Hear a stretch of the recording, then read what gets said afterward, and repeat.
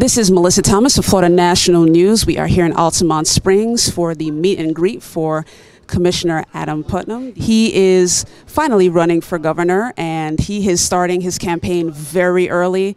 This is the beginning of what appears to be about an 18-month campaign for him, obviously leading up to the 2018 election. We're at the halfway point, essentially, of a 10-day, 22-stop bus tour. We're stopping in small towns and large cities. We're stopping in places that have multiple interstate exits and places that are a long way from a 4-lane highway. This is the heart of who I am and what this campaign is all about. Bringing Floridians together behind a grassroots passion to make Florida stronger and better for our kids and grandkids. Education, job training, protecting our resources that make Florida Florida. This is what I'm about.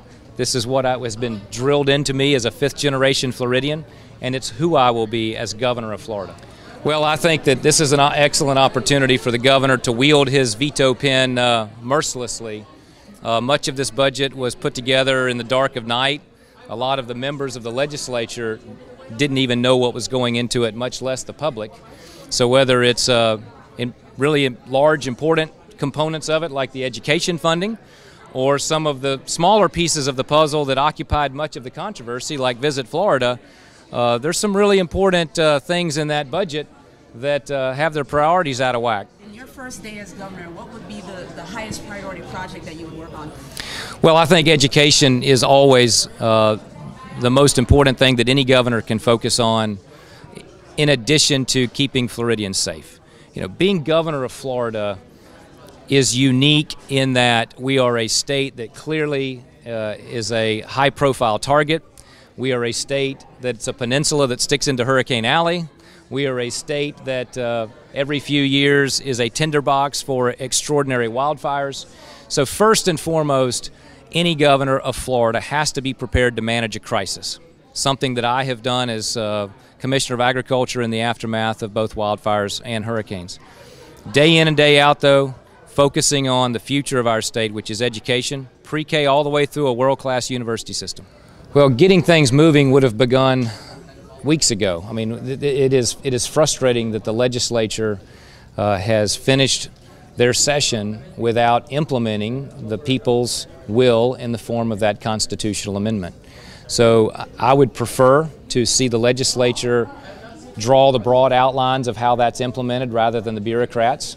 And my preference is that in doing so, that they maintain the spirit of the constitutional amendment, but not allow it to be used as a camel's nose under the tent for widespread, de facto recreational use of marijuana. So I believe that the people who voted for that understood that it was to alleviate suffering with people with severe medical conditions, and it should be interpreted as such. There's a total circus going on in Washington right now, and the changes to Obamacare that have moved from the House to the Senate are going to continue to change. But there will be enormous ramifications for the state of Florida. Roughly a third of our budget, give or take, is related to health care. Our state has seen the majority of the counties under the current Obamacare situation reduced to only one insurer, one carrier. So the system as it is today is not sustainable, and the changes that are being discussed are going to have a big impact on Florida, and it's premature to see what's going to come out of that. I would hope that they protect those provisions for pre-existing conditions. Thomas here for Florida National News.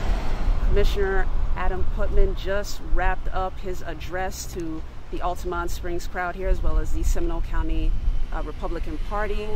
He basically appealed to the Republican base today in his address. He mentioned the values of safety here in Florida in terms of protecting the safety of the citizens from brush fires, of course, hurricane preparedness, of course, and he also touched on the importance of education. So he'll be campaigning on those things throughout the next 18 months. Stay tuned here at FloridaNationalNews.com for more on his campaign and for other political campaigns happening across Central Florida. This is Melissa Thomas.